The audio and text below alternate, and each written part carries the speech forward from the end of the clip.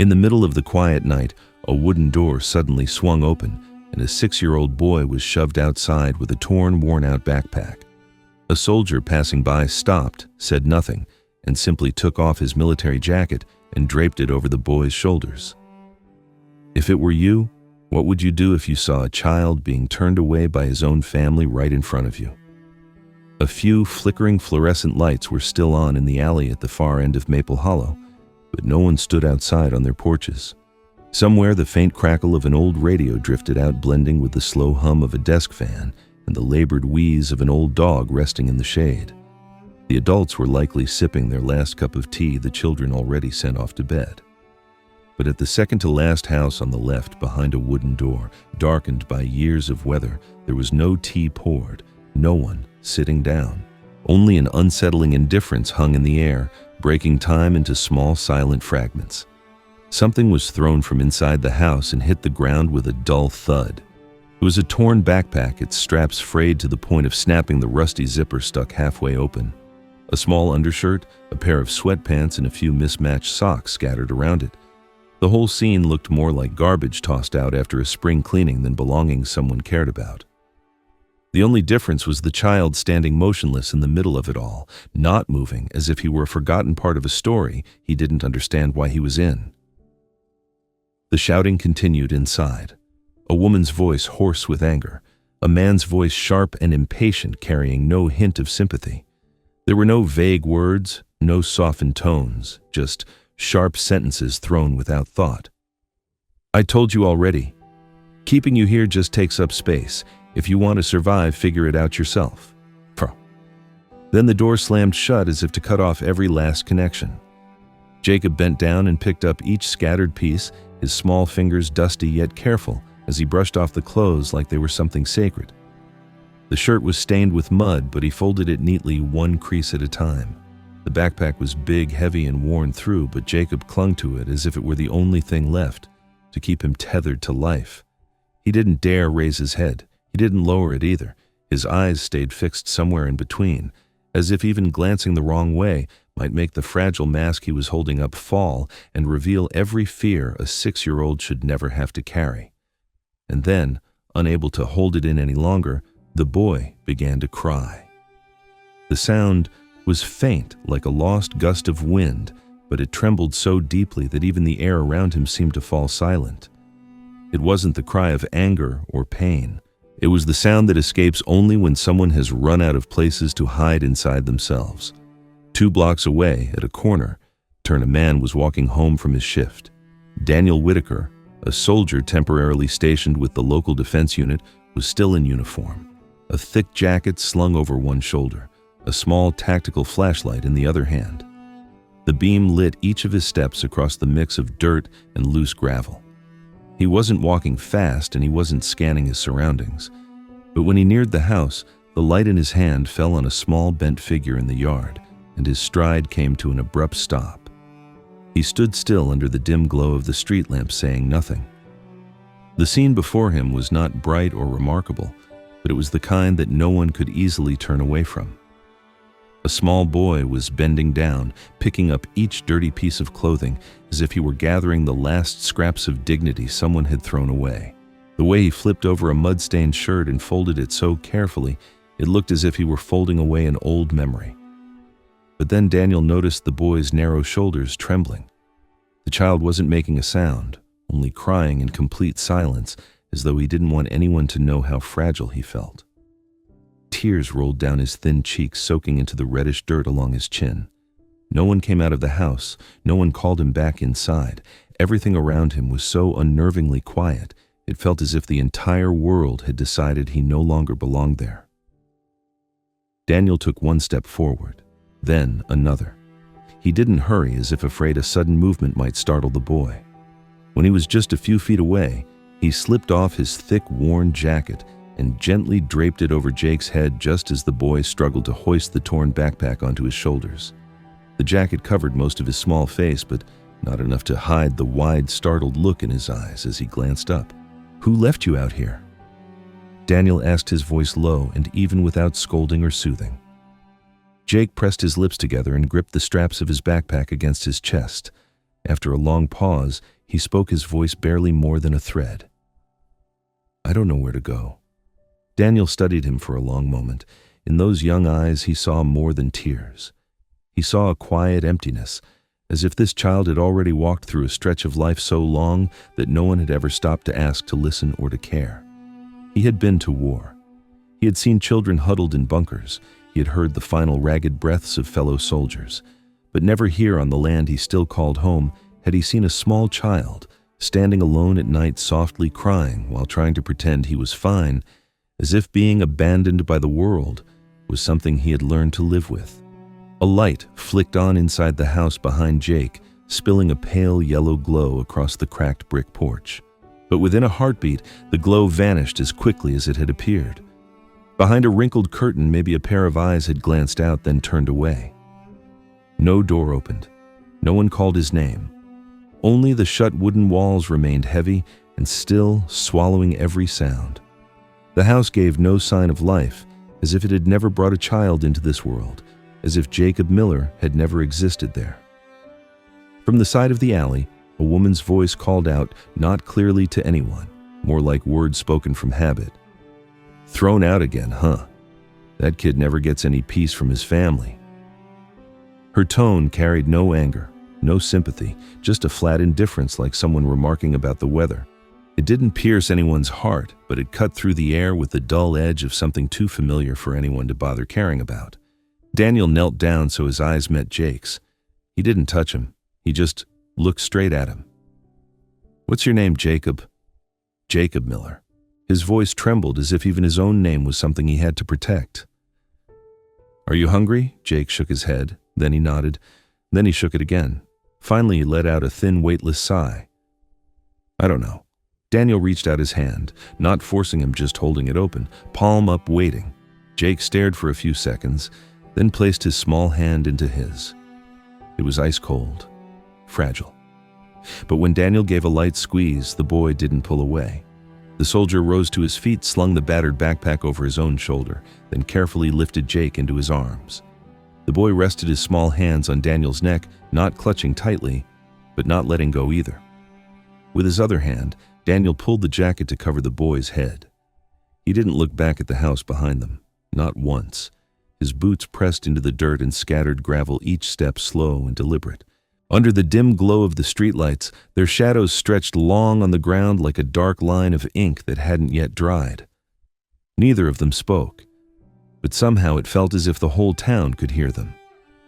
There are children who are not chosen to be born into love. But if there is someone willing to stop, kneel down, and say, "I'm here, Dad's here now," then the rest maybe doesn't need to be explained with words. When they reached the field station, Daniel pushed the wooden door open. Inside, the small room held only a chair, a small table, and a folding cot. He set Jake down and slipped off the boy's mud-stained sandals. No one asked anything. No one needed an explanation. Daniel pulled the army jacket around the boy again. "Now you can stay here. No one will throw you out anymore." Jake looked up at him, his lips moving without sound. One hand tugged gently on the jacket, the other rested on the worn backpack beside him, as if afraid someone might take it away. The night in Maple Hollow wasn't cold, but some children grew up with shivers that had nothing to do with the weather. The small spoon trembled in Jake's hand as he looked down at the plate cooling in front of him. The only food left was a tiny square of cornbread, the edges not yet dry. Daniel didn't touch his own food anymore, not because he was full, because of something heavier. Daniel sat a few feet away, still in his uniform, rubbing his hands together near the small stove, as if trying to warm himself from something colder than the draft slipping through the cracks in the door. "Don't like the last bite?" he asked, his voice kept even. Jake didn't answer. He only gave a faint shake of his head. He glanced up at Daniel for a moment, then lowered his eyes again. The spoon tilted in his hand, almost slipping. Daniel didn't ask anything else. He rose, walked slowly over and sat beside him, careful not to let his boots make a sound on the floor. He didn't touch the boy.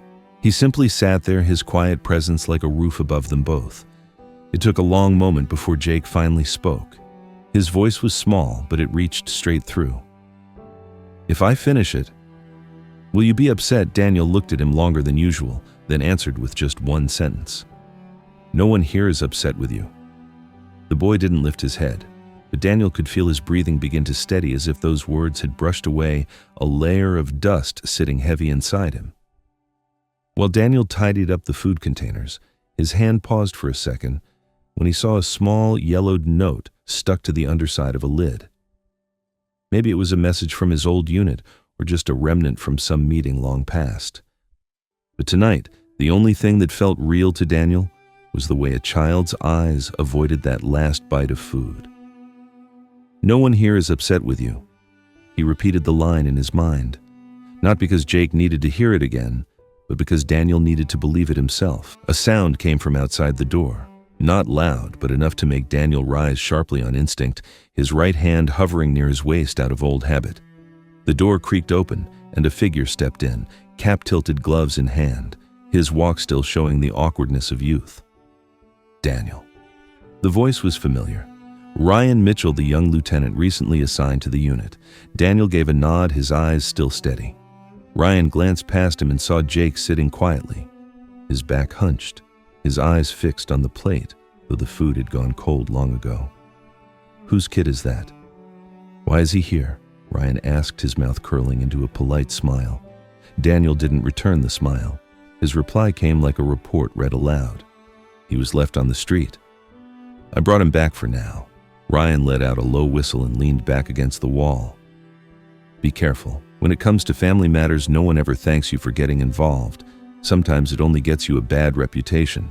Daniel stayed silent. Ryan spoke again, his voice quieter as if trying to sound more familiar. "People forget the good things you do pretty easily. But if you make one mistake, they'll remember it forever." Daniel poured more water into the kettle, his eyes fixed on the flame. "People can forget. But that boy shouldn't have to go through that again." Ryan sighed, nodding like someone with nothing left to say. He stepped out the door after offering a quiet good night. No one answered. That night, Daniel took off his boots, changed into his worn house clothes, and poured another cup of cocoa. He didn't ask Jake to drink it, but the boy came over on his own, took the cup with both hands, and sat beside him, not too close and not too far. "Do you want to tell me anything?" Daniel asked, still watching the fire. Jake shook his head, but after a moment he whispered something that didn't quite fit with the question. "I threw away my old coat once. My mom said it smelled like being poor." Daniel turned his head, not because of what Jake said, but because of the silence that followed. It was the kind of silence that comes when a child uses all their courage to say something, then feels scared of what they just revealed. He didn't ask anything else. He simply stood, went to the closet, pulled out a small coat his cousin had once given him, and handed it to Jake. "Keep this. It doesn't smell like anything, and if anyone says it does, you can tell them it's a soldier's coat." Jake didn't smile, but he didn't refuse it either. He took the coat, holding it close against his chest. After a while, he asked quietly, "Have you ever been kicked out by anyone?" Daniel thought for a moment. Then he spoke slowly, as if choosing each word carefully. "I was reassigned, once sent away before I had the chance to say goodbye to anyone. It felt like being pushed out, but no one yelled. No one stopped me either." Jake nodded as if he understood, even if only a little. Before bed, Daniel wrote a report by hand, using an old unit form. His handwriting was neat and firm. A child with no place to stay. No adult willing to take responsibility. Needs urgent support. That was all he wrote. He didn't mention the rainy night. He didn't mention the boy's eyes. He didn't mention the smell of cold food. Some things are meant to be remembered only by the people who lived them. Jake fell asleep after turning over a few times. When Daniel came back into the room, the boy was still clutching his worn-out backpack as if holding on to a part of his life he hadn't yet made sense of. The glow from the fireplace reflected against his closed eyes. No one called him trouble that night. No one told him to get out of sight. In Maple Hollow, the old folks had a saying they would repeat at weddings and funerals. "Family isn't just the ones you share blood with. It's the ones who don't leave when you're at your weakest." No one said those words out loud that night. But somehow, in that small station house with its old fireplace and a sleeping boy, they became true. On the tin roof of Martha Evans's house, a few dry leaves were carried away by the wind, falling into the narrow alley that led to the main road of Maple Hollow. The fresh air of a morning after rain made everything feel lighter, but for Jake, every step felt like a heavy weight pressing against his chest. Daniel had not said a word since they left the temporary shelter. He walked slowly so Jake could keep up, even though the boy had not let go of his wrist for a single moment. The small hand clutched the soldier's arm tightly, his eyes fixed on the damp ground, as if afraid that looking up would bring the darkness crashing down on him. The old house appeared in the middle of the faded red brick street, with its dull metal door and walls where the paint was peeling away. Daniel stopped at the step. He could feel Jake's quick, uneven breaths beside him, and even a brief hesitation in himself. Not out of fear, but because he knew what was about to happen would not be easy for anyone. The door opened right after the first knock. Melissa stood there, still in her wrinkled, thin robe, her hair loosely tied, her eyes unblinking. "What are you doing here again? He's gone, so just let him stay gone." Daniel didn't answer right away. He gently pulled Jake closer to him, then said calmly, "I just need to know one thing. Are you and Greg planning to take your son back?" Melissa folded her arms. Her eyes flicked over Jake, then fixed on Daniel as if he were some stranger interrupting her mourning. "He left in the middle of the night, didn't he? If he can't follow the rules in this house, he shouldn't expect to be coddled." From inside the house, Greg's voice carried out steady and indifferent, as if he didn't care who was standing there. "We just want him to learn how to take care of himself. In this world, if a kid doesn't learn to toughen up, they'll get walked over on the streets and won't even know how to fight back." Daniel was silent for a moment. Then he looked Melissa straight in the eye.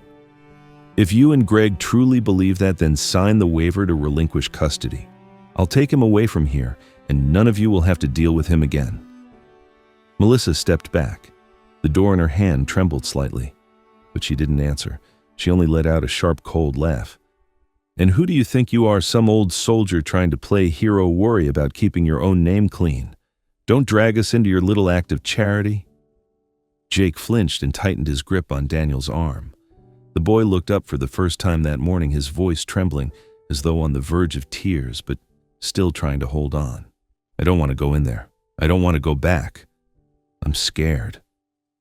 Daniel leaned down and placed his large hand gently on Jake's back. He didn't need to say anything. That warm, steady gesture was enough for a child to understand that not everyone who showed up would leave him behind. At that moment, the gate on the left side of the house opened. A small, frail woman with silver hair tied back with a worn ribbon stepped out. Martha Evans, the longtime neighbor who often sat selling tamales outside her house every evening, stood there. She didn't move forward, only stood by the fence, her eyes fixed on Jake. "Who is she?" Jake whispered. Daniel tilted his head slightly. "She's the one who once saw you crying under the tree but didn't speak up in time." Martha heard him. She stepped closer, her voice raspy but firm. "That day you sat alone, your arms wrapped around your knees. You didn't cry out loud, but your whole face was covered in tears. I saw everything, but I was afraid people would say I was meddling, afraid I'd bother someone. Now I just feel like a coward." Melissa froze, her eyes narrowing at the older woman. "This is our family's business. Stay out of it." But Martha kept walking, passing right by Melissa, and placed a hand on Jake's shoulder. "I was thrown out by my own child once. I was terrified, then terrified I'd die alone. But I survived because a stranger brought me back home. That man's name was Daniel." Daniel looked at her, slightly surprised. Jake lifted his face. His eyes filled with both curiosity and emotion. Martha turned to Daniel. "If you need a witness, I'll be one. If you need someone to sign the temporary custody petition, I won't refuse. We can't let good people carry the burden alone while the cruel ones keep lecturing others about how life works." The door to Greg's house slammed shut behind them. Melissa glanced around, once, then went inside without another word. Again, the sound of the door echoed harshly, as if it were closing off a border forever. No one said anything after that.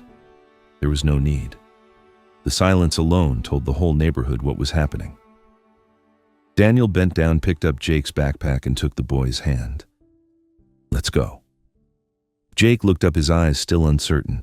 He hesitated for a moment, then whispered, "Where? Where are we going now?" Daniel gave him a faint smile and began walking toward the sunlit street. "To a place where no one will yell at you. We'll find it." The two of them walked away quietly, their shadows stretching long across the sunlit road. And for the first time in many days, Jake didn't look back. On the wooden doorstep of the small, time-worn house, a few dry leaves were carried off by the wind through the cracks in the roof. In the treeless yard, the late afternoon sun cast scattered patches of light and shadow across the peeling wall. The only sound was the cautious steps of someone passing through, holding on to the silence as if afraid to disturb something that should not be touched. "Come in, sweetheart. The door's not locked." Martha Evans's voice came from behind the faded cotton curtain. Jake paused for a moment. He looked at the slightly open door, then turned toward Daniel Whitaker, searching for a quiet, unspoken nod of approval. The soldier gave a small nod, the kind he used to signal his team back when he was stationed in the mountains. The boy stepped across the threshold, gripping the straps of his worn backpack tightly, as if this house were not a shelter, but an unfamiliar place he had never set foot in before. Martha didn't rise to greet him, and she didn't pull him into a hug or ask questions. She simply kept wiping the table with a frayed cotton cloth, then spread out a pale lavender-embroidered tablecloth, each stitch curling like the handwriting of an elderly hand. A clay teapot had already been placed on the wood stove, letting off a soft, minty steam. She poured tea, her hands trembling slightly but never spilling a drop. "I baked this before the sun was even up," she said, not looking at anyone, gently sliding a plate of cornbread toward Jake. "But I guess it's only now that it feels like the right time." Jake looked at the plate. The first piece had been neatly cut, steam still rising from its edges.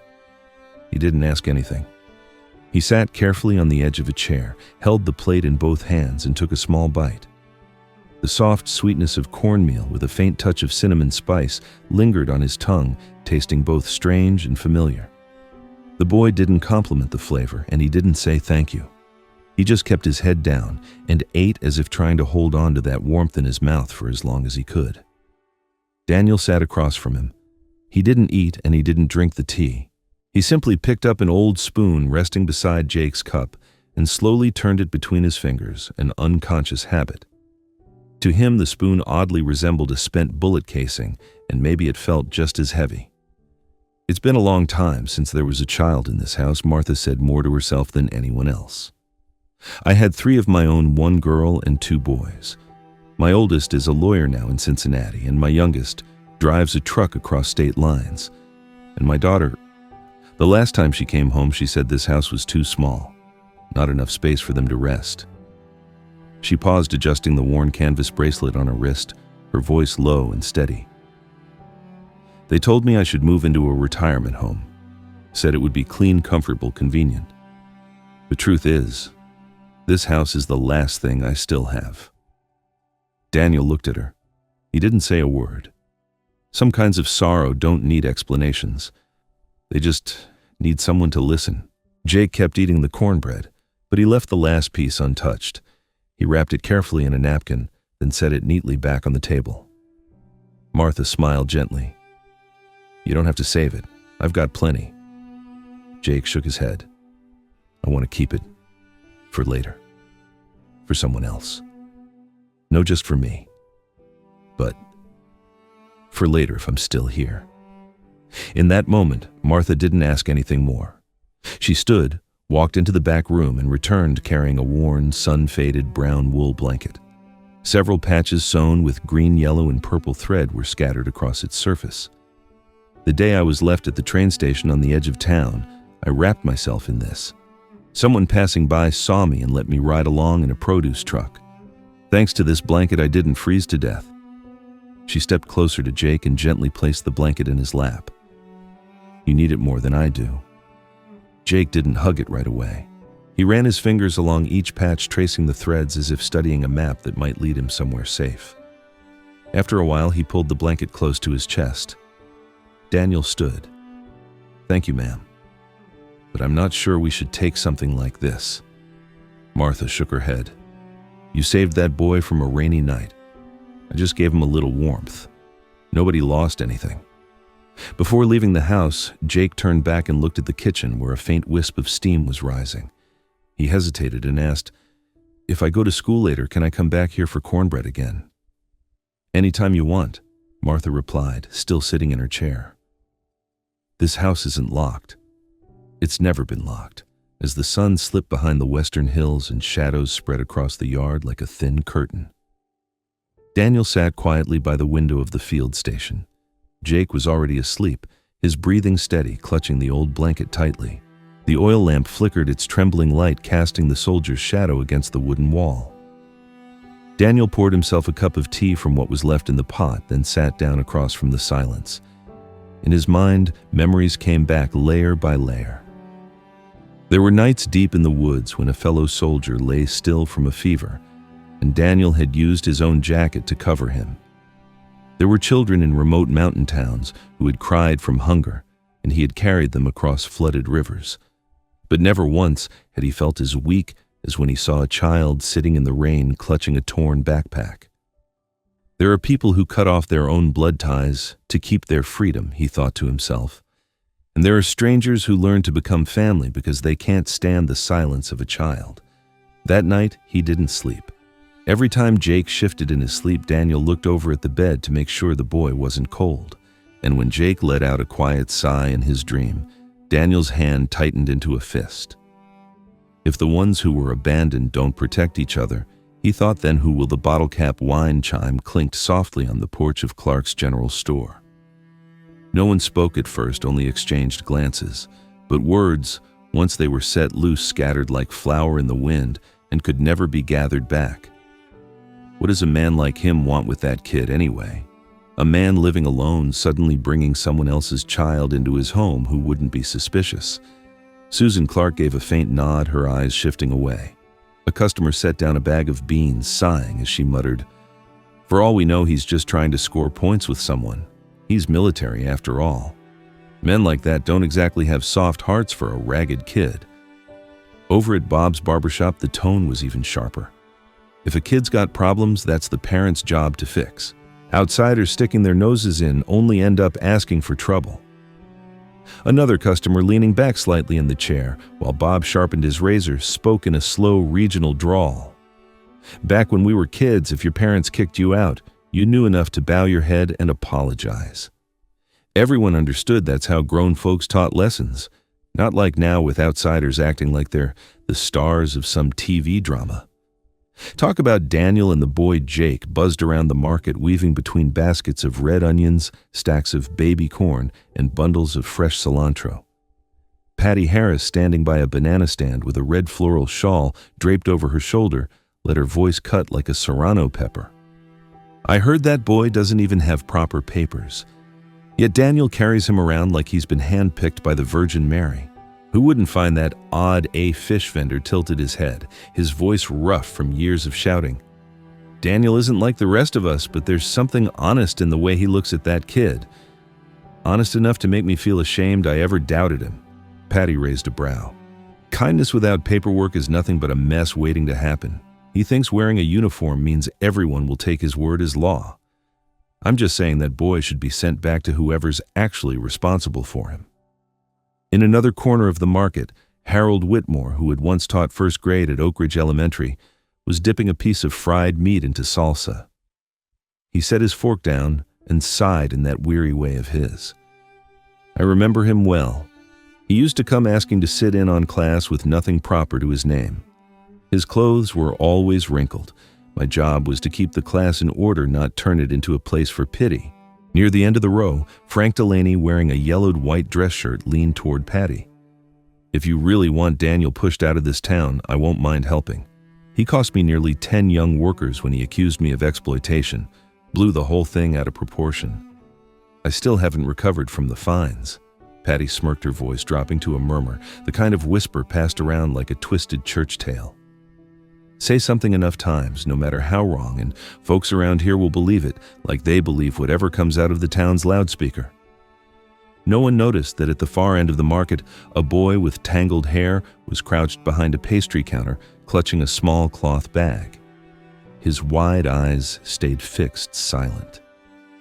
Jake didn't cry. He only gripped the strap of his bag as if letting go would make the world shatter. When Daniel stepped forward and laid a gentle hand on his shoulder, Jake looked up, his eyes unsteady. They were saying things about me. Daniel didn't ask who said what. He just looked straight into the boy's eyes. Are you scared? Jake nodded quickly, then shook his head as if he wasn't sure what to feel. If you stay here with me, does that mean people will hate me for it? Daniel crouched down, his eyes steady and locked on Jake's uncertain gaze. He placed his hand on the boy's knee, slow and deliberate, as if building a small bridge between them. He didn't hug him, didn't make promises, just offered a gesture, steady enough for Jake to understand. As long as you need me, I'm staying. It could be. But if the only reason is to make everyone out there feel comfortable forcing you to go back to the place that threw you out, is that really the right thing to do?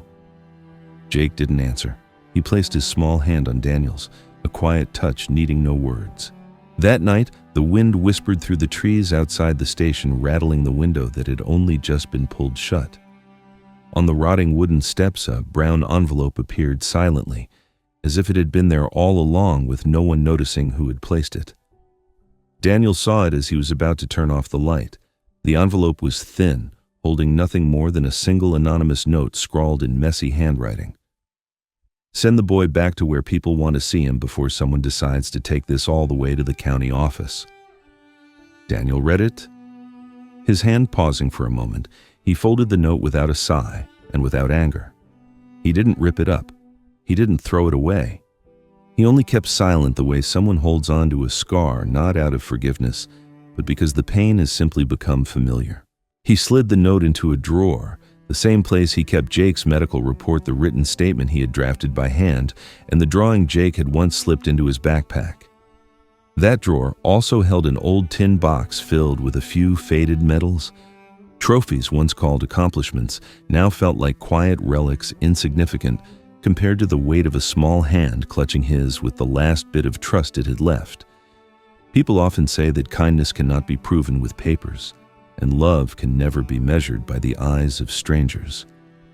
But in a small town like Maple Hollow, where words could cut sharper than knives, the ones who live honestly need hearts thick enough not to be shredded by whispers.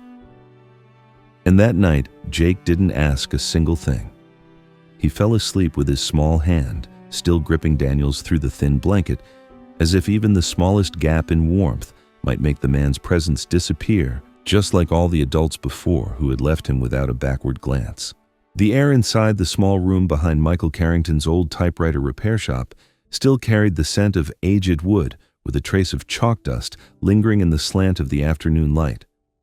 A printed form with the heading "Temporary Custody Request" lay neatly on the scratched wooden desk.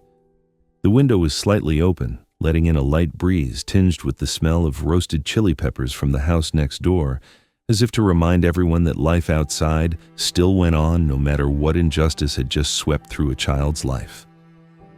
Michael Carrington looked up from his stack of case files and adjusted his silver-rimmed glasses, which were slightly scuffed. His voice was deep and steady, though not cold. "I can help, but this isn't something for the impatient. You want to apply for temporary custody. You'll need a witness, a clear reason, and patience."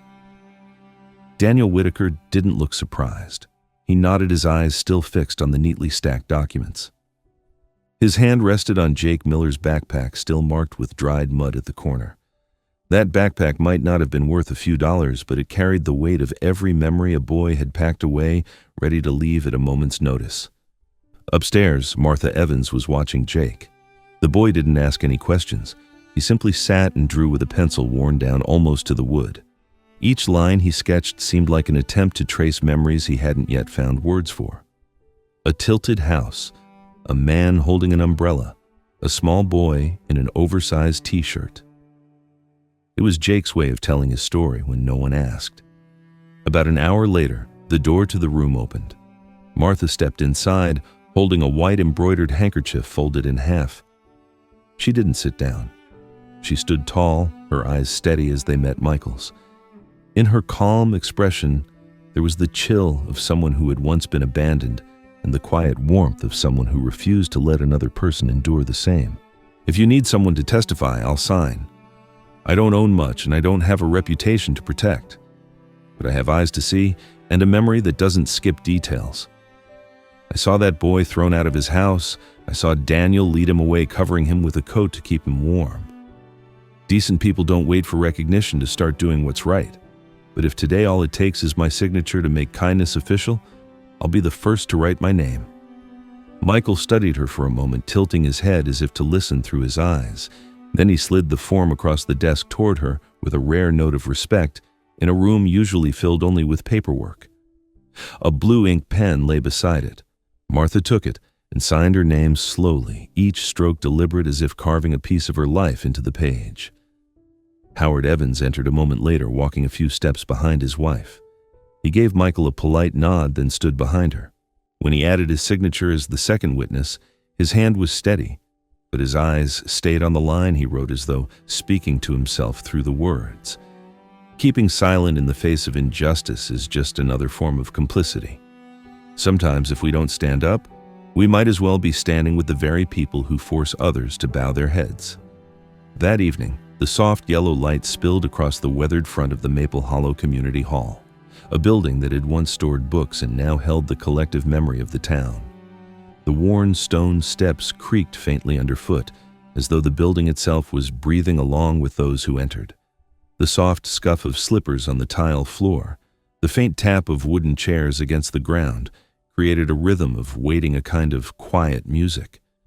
There were no formal invitations, no name tags, no attendance lists, yet small groups of townsfolk made their way in. Some wore old wool coats, others carried a folded blanket. Each came with a quiet sense of expectation, as if hoping to finally see something right, acknowledged even once in a world where the ordinary often seemed unchanging. Rows of wooden chairs were set in place, a few wobbling from worn legs. On the wall behind the podium still hung black and white portraits of past mayors, some so faded their faces were barely visible. Michael Carrington stood beside the low wooden podium, the same one used for poetry readings during festivals. He swept his eyes across the room, then spoke loud enough for everyone to hear. "Today isn't a trial. Today is a moment for us to listen with our hearts. If anyone has something to say, please come forward." Daniel shifted a foot as if to step out, but stopped. He glanced at Jake silently, asking if the boy was ready. Jake answered with a faint nod, his wide eyes glowing quietly. In those eyes there was no panic anymore, only the steady glimmer of a child who had decided to speak his truth, even if his voice still trembled. Michael leaned slightly closer, his voice low enough for only them to hear. "Let him speak, if that's what he wants." Jacob stood up from the front row, his small shoulders trembling for a moment before settling. He took short steps toward the table, neither rushing nor hesitating. In his shirt pocket was a folded slip of paper he had written on earlier, but he did not take it out. He did not search for anyone's eyes for reassurance, nor did he wait for someone to guide him. He simply stood there quiet and steady, like a single candle lit in the dark. A faint breeze drifted in through the side door, making the canvas covering the porch flap softly against the wooden frame. A few flyers slid off the sign-in table and scattered to the floor. The sound was small, but enough to remind everyone that something alive was standing there right where the boy stood. "I'm not waiting for anyone to apologize," Jacob said, his voice shaky but clear, carrying through the room like the sound of wooden boards knocking together. "I just want a place to sleep where people don't turn away because I'm hungry and dirty." A heavy silence filled the room. The whispers from the back rows stopped as if someone had switched off the sound. An elderly woman who sold tamales and had once seen Jacob sleeping by the market stairs clasped her hands together. A younger child sitting beside his father reached for the man's hand. Just as the weight of the moment settled and the back door opened, Melissa and Greg Grant walked in. They were not dressed up and not in a hurry. Greg walked slowly, his hands clasped behind his back, his eyes straight ahead. Melissa wore sunglasses even though the sun had already gone down. Greg stopped near the front, his hands tightening behind him. He did not look at his son. His eyes were fixed on some point in the distance, as if he were speaking more to himself than to anyone else. I don't think we abandoned him. We just wanted him to understand that life doesn't always have someone standing next to you. He needs to learn how to stand on his own." A man sitting near the window, likely the owner of the shoe shop, muttered under his breath, "So you closed the door and left him outside? Huh." A soft wave of sighs spread through the room. No one spoke, but nearly every eye turned toward Daniel. Daniel walked forward, not hurried. He stepped in front of Jacob, saying nothing. His eyes found Greg's. There was no anger, no shouting, no scolding, only a calm steadiness. But in that calm, there was a judgment sharper than any accusation. Teaching a child by throwing him out into the dark at night isn't teaching. That's abandoning him. Every word came slowly, clearly, not loud, but strong enough that everyone in the room felt as if a mirror had just been held up in front of them. Greg took a step back. Melissa turned her head away. There was no applause, no cheers. But in that worn old room, the silence itself took the side of the truth. And maybe the kindest thing an adult can do for a child isn't shielding them from the world, but choosing to stay with them when the world turns its back. Michael Carrington held the stack of files tightly, his calloused fingers brushing over the worn folder as if weighing each word he was about to speak. His eyes swept across the room, not rushed, not arrogant, but like a father studying the faces of every child in town. When his voice rose, it did not carry the tone of authority. It carried the steady weight of a man who had lived long enough to understand loss, slow enough for every mind to absorb, deep enough to settle into doubts that had not yet faded from the people listening. No one here is a judge, but every one of us is a witness in this small community. So please listen not just with your ears, but with your hearts. Daniel Whitaker slowly stood up, his hand gripping the strap of Jacob's old canvas bag, as if the reason he was standing there lived inside it. He was not wearing a uniform, not showing his rank, just a man whose eyes had seen more loss than most people face in a lifetime. His steps were steady, not rushed, not hesitant, but deliberate enough for every eye in the room to follow him. When he reached the table, he set the bag down gently without a sound. Then, he raised his head, meeting each person's eyes, not asking for sympathy, not challenging anyone. He nodded once, a polite greeting, but no one returned it. Still, no one looked away. Everyone was waiting for him to speak. Patty Harris was the first to break the silence, her voice as sharp as ever. "Good intentions don't make something right forever. I'm not questioning Daniel's kindness, but a community can't run on individual feelings alone. If everyone acts because they think they're right, then who's left to uphold the rules that keep us safe?" A few people nodded quietly, their eyes filled with hesitation, while others glanced at each other with uncertainty, as if no one wanted to choose a side yet. Harold Whitmore, with his usual stern expression, slowly rose to his feet. His hand gripped the top of a weathered wooden cane. He did not smile or speak with sarcasm, but his tone carried the same judgment everyone could feel. "I've taught that boy before. He's polite, but he shows up to class disheveled without his books and his mind wanders. A school can't run on pity alone. We need stability, and I'm afraid cases like this only make it harder to keep order." Daniel did not speak.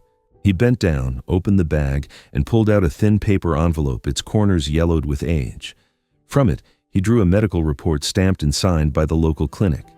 The words were clear and precise, old bruises on the arm and back, signs of injuries that were not temporary, not from falling or accidents. He held the paper up so the light showed every word, then set it in front of Michael Carrington, without saying a single thing.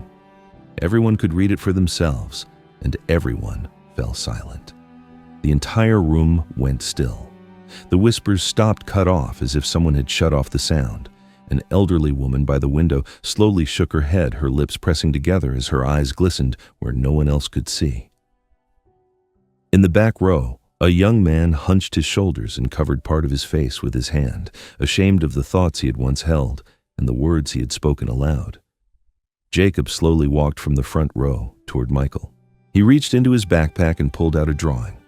On the paper was a dark house, and outside it, a figure knelt holding a coat over a small child who stood trembling.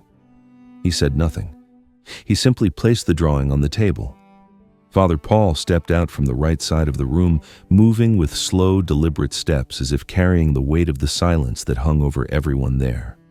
He took the drawing from Michael's hands and held it up so everyone could clearly see the simple image filled with emotion. As sunlight streamed through the window and fell across the paper, the house and the kneeling figure came into sharp focus. He did not speak immediately. His eyes shifted to Greg, the man who still sat frozen in his seat, as if the heaviness of unspoken words had pinned him there. His gaze stayed fixed on the floor, but his thin, weary face betrayed every feeling he could not bring himself to say aloud. "Some men become fathers because of blood," Father Paul said. "But there are others who are called fathers simply because they refuse to turn away when a child needs someone to hold on to. To God, it is compassion, not blood, that makes someone worthy of that name." Melissa shot to her feet. The chair legs scraped loudly against the floor. She did not say a word, but her eyes burned with anger. She turned on her heel and strode out, the sound of her heels echoing through the room. The heavy wooden door slammed shut behind her. No one called after her. Greg remained seated still and heavy like a stone rooted deep beneath a current. His eyes stayed fixed on the scuffed tile floor. Both hands rested on his knees, his fingers curling and loosening again. There was something unsettled in his expression, not anger, not quite shame, but the weight of a late realization. He did not stand. He did not leave. He did not defend himself. For many in the room, his silence was as good as a confession. Martha rose from her seat and stepped over to Jacob. She placed a trembling but steady hand on the boy's shoulder. He turned to her. There was no fear left in his eyes, only a deep, resounding quiet.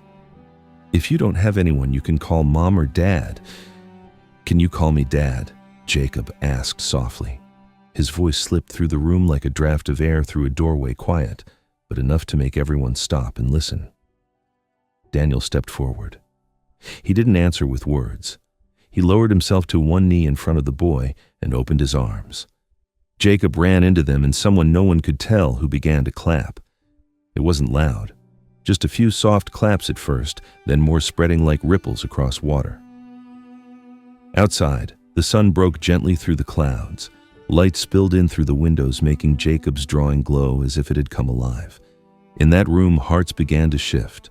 Old things started to crack and give way, and for the first time in his life, a child felt that he was chosen, not abandoned. In a place where people often avoided confronting what was wrong for fear of whispers and scandal, someone who dared to do the right thing, even alone, was already enough to spark a change. The wind drifted down from the mountains, carrying the sharp scent of old wood ash that lingered somewhere in the backyard, the smell of days long past, smoldering, but never fully gone. Martha Evans sat near the window, stitching up an old shirt. The needle rose and fell with the slow rhythm of her breathing. Every stitch was a memory, a moment when she had stayed silent about something she shouldn't have, a time when she had closed her eyes because she feared the stares of others. Across the yard, Howard Evans, her husband, his back slightly bent but his hands still firm, was sawing through pieces of dry wood. The old handsaw in his grip rasped in steady strokes, making a sound that felt like the long breath of the whole house. Nearby, Daniel Whitaker was helping him tie up bundles of kindling, while Jake Miller crouched beside them, blowing the sawdust off his knees and using a stick to draw circles in the dirt. "Do you think about them much?" Daniel asked, not looking up. Jake didn't answer right away. He drew another circle, then a smaller one inside it, then one even smaller. After a while, his voice came out dry but steady. "Not really. I just don't ever want to see them again." Daniel stopped working, wiped his forehead, and sat down beside Jake, leaning back against the stone wall. "That's enough. You don't need to hate them, and you don't need to forgive them. You just need to know you don't belong there anymore." Jake nodded slightly. A bee buzzed around a slice of lemon that had fallen near the corner of the yard. He followed it with his eyes, then asked, "But if they ever come looking for me, what should I do?" Daniel didn't answer right away. He pulled an old combat knife from his pocket and began carving lightly into a piece of wood. "When people let you lose your way, you get to draw your own map," Howard spoke up. Don't let other people's bitterness make you think kindness is rare. Good people don't disappear. They're just quieter. As Daniel, Jake, and Howard stayed still in the yard, Howard leaned over and spoke softly. "You two just stay here. Let Michael handle the paperwork. He's never lost a case when it's for the right reasons." Elsewhere, attorney Michael Carrington walked into a small office in the administrative building of Hawthorne County. The neon lights flickered overhead and stacks of papers lined the desks. Michael set a folder down and tapped his fingers on the table. "The documents are in order. I'm here to file the request to move from temporary to permanent guardianship." His voice was firm and clear. A young clerk flipped through the pages, checking each one before stamping a bright red seal on a form. The stamp hit the wooden desk with a solid thunk like a gavel, echoing in a place where everyone feared making mistakes. "We'll send confirmation by mail. You should receive it within the week." The news had not yet reached Daniel's home when Maple Hollow was already buzzing with something else. At the town's central market, Patty Harris stood among the fruit stalls, her eyes darting around as if searching for allies, but no one stopped to buy from her anymore. An elderly woman carrying a basket walked past without looking, and a boy selling raffle tickets quickly veered off to another path. Whispers followed behind her, soft as chili powder drifting in the midday heat. That woman is only good at spreading bitterness. Wherever people are trying to heal, she shows up just to pour salt on the wounds. The child she had scolded a few days earlier looked at her, his eyes blinking as if recalling something, then quietly tugged on his mother's sleeve and moved toward a different stall. The tamale vendor, an older man with silver hair.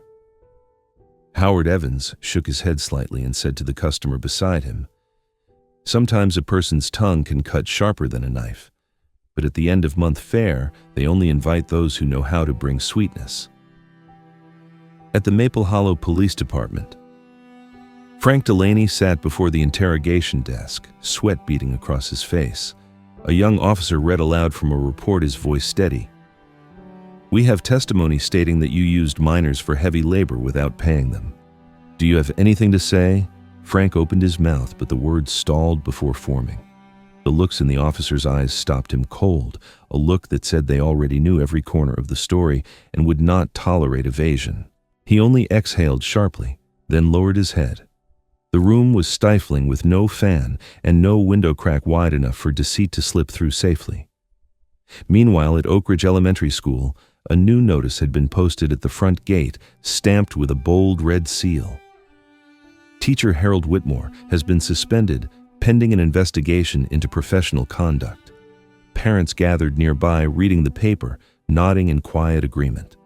A middle-aged man with glasses murmured to the person next to him, "Maybe now people are starting to realize that teaching isn't just about giving lessons. It's about learning to see people with a fair set of eyes." Back at Martha Evans' home, the late afternoon, light stretched across the stone courtyard, sunlight filtering through moss-stained tree branches. Jake set his worn sandals near the porch to dry. His feet, tougher and stronger now, told the story of months no longer spent in silence.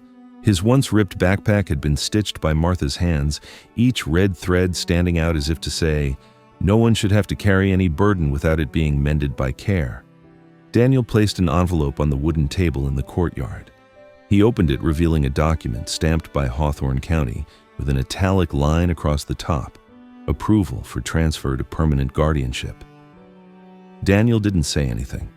He simply set the envelope on the table and slid it gently toward Jake, as if handing over the final choice.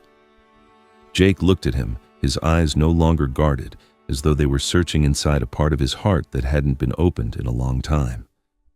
He opened the envelope, read a few lines, and instead of asking questions like, before he stood, walked over and wrapped his arms around Daniel. No words, no promises. Only the warmth of a hug Jake chose to give his first, carrying a message beyond language. When a child willingly embraces the person who stepped into their life on a dark night, it is no longer a reflex. It is a decision born from trust, nurtured by patience and kindness. A decision not made out of fear, but from a place once abandoned, now loved again. There are things you only realize after you've endured the coldest nights. Like who will burn every last piece of kindling in their heart to keep you warm. Daniel said nothing. He squeezed Jake's hand once more, then slowly let go as if to hold on to the warmth a moment longer. His hand rested on the boy's shoulder, steady and calm, standing in for a promise he had never spoken aloud. The fire in the stove crackled to life. Outside, night had begun to fall, but inside, the sound of burning wood whispered through the room.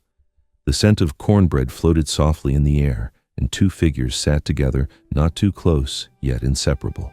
Outside the bakery, a soft scent of vanilla drifted through the breeze, weaving between the bougainvillea blossoms, just beginning to open for the season.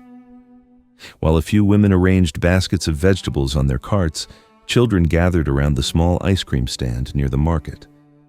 No one spoke loudly, no one hurried, but in their eyes and in the unhurried steps they took, it felt as if the entire town of Maple Hollow was quietly sharing the same silent sense of anticipation.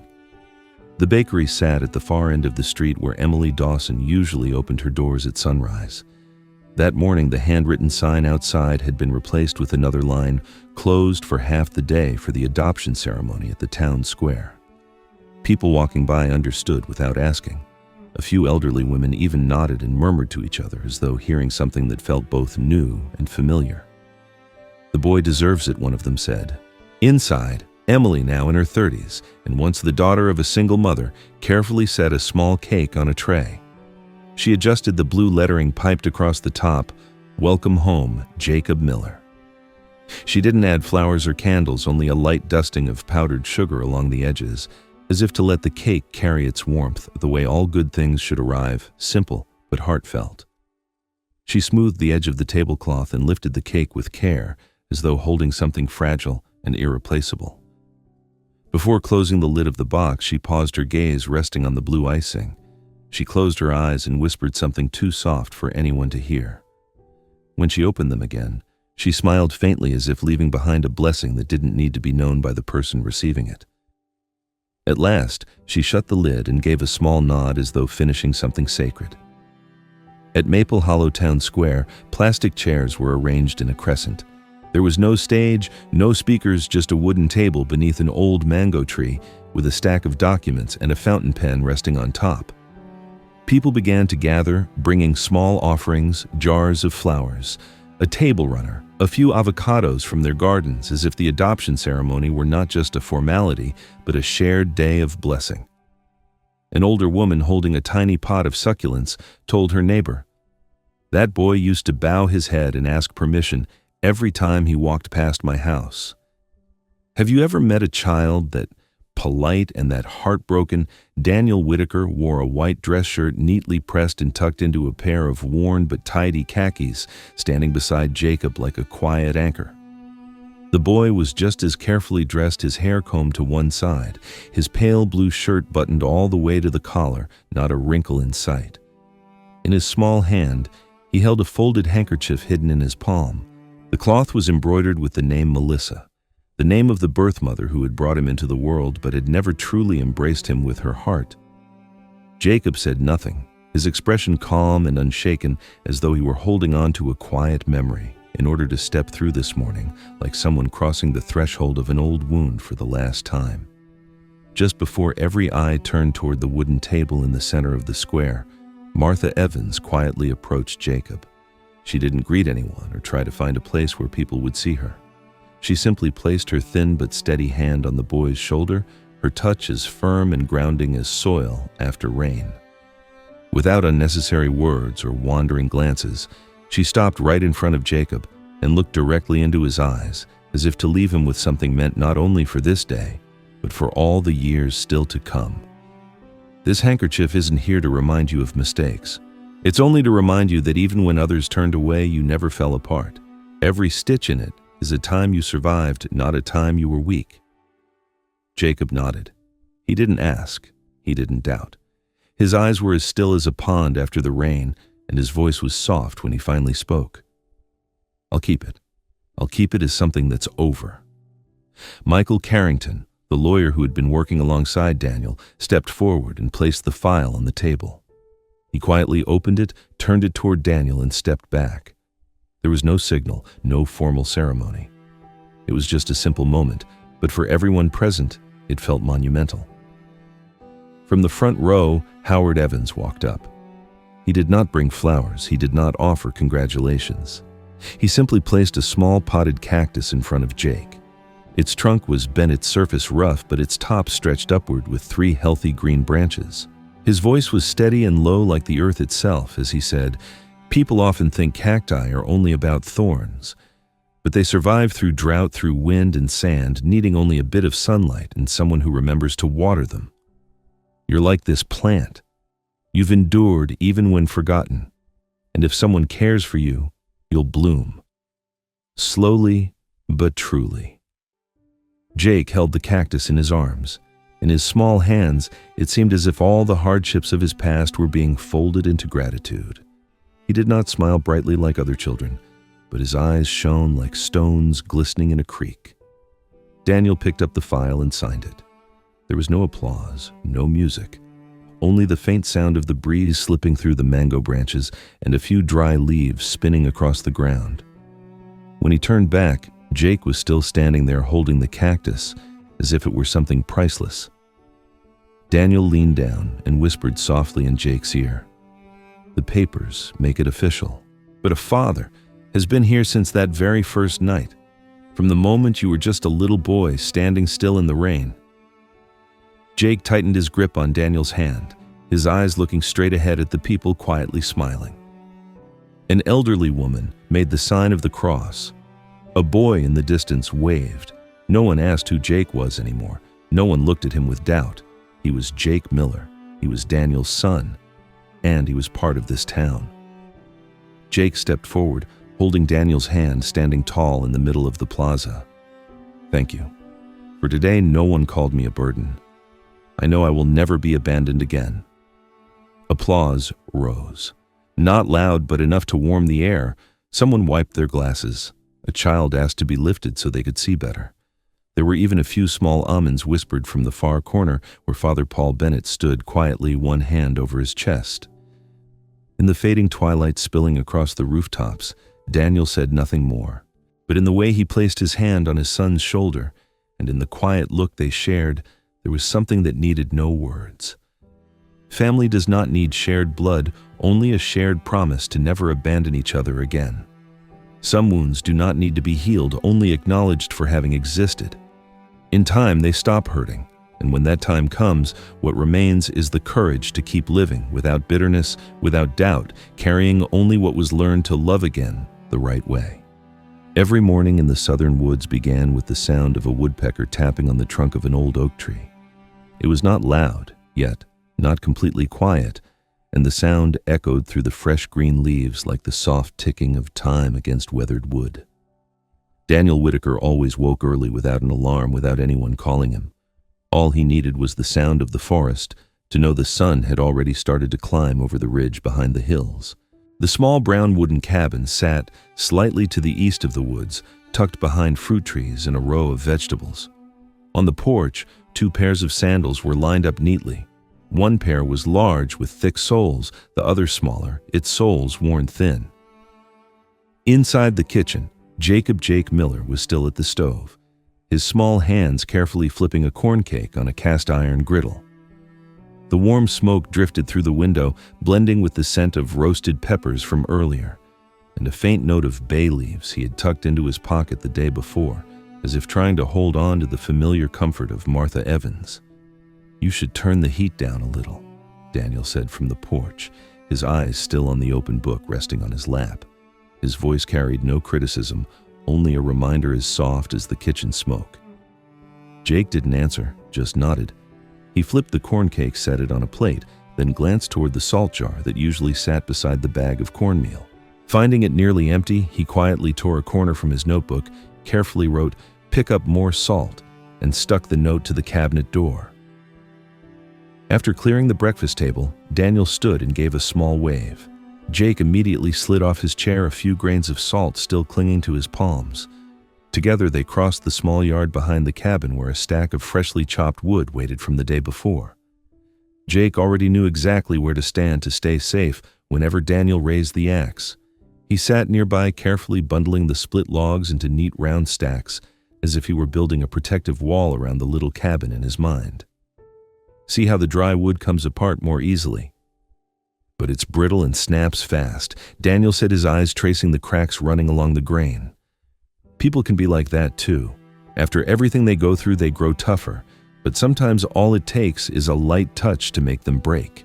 Jake stayed quiet, only lifting his head to look toward the far hill where yellow wildflowers stretched between the soft green patches of swaying grass. In his eyes, something seemed to be untangling piece by piece, softly and vaguely, but each fragment felt painfully real.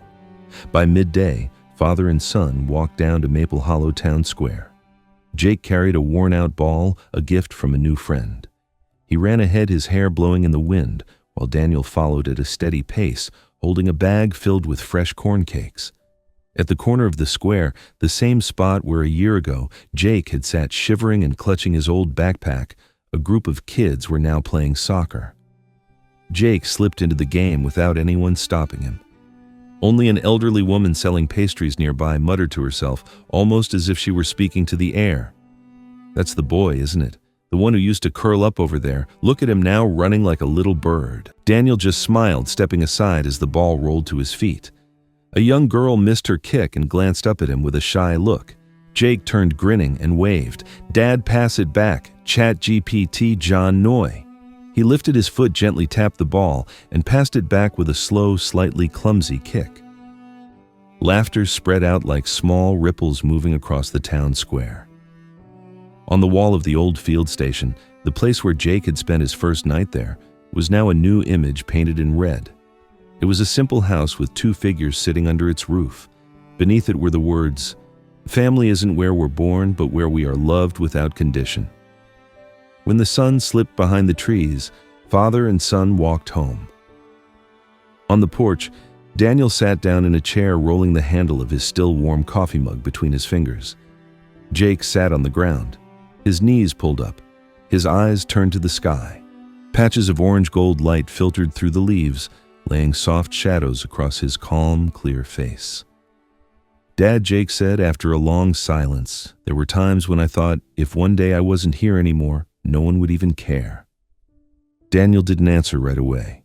He set his mug down and turned to look at him. And now, Jake smiled, showing the new front tooth that hadn't grown in straight yet. "Now I know if I'm not at the table, the cornbread will burn." Daniel laughed softly, not loud, but enough to touch something tender inside him. The sky grew darker.